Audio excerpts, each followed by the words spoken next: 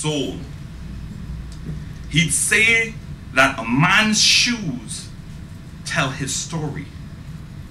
I wonder what mine might be.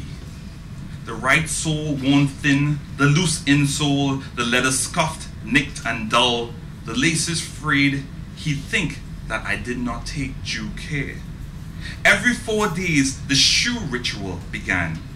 He laid 2 sheets of old newspaper, lined up the shoes from black to brown, left to right, darkest to lightest. My football boots, he dug clumps of mud off with a stick and then wiped them with a wet cloth.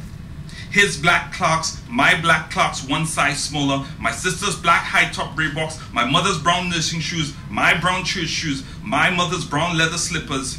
He'd remove every lace, 1 hole at a time, so even the tongues could be cleaned.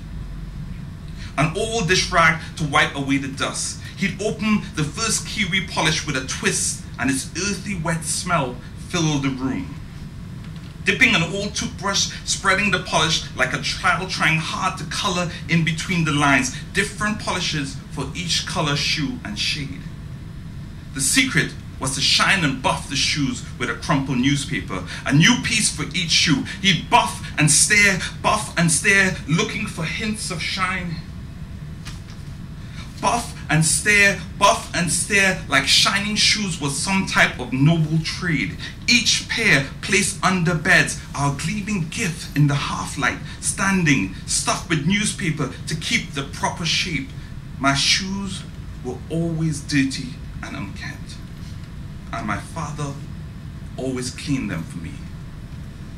Now, my father would be ashamed of my shoes.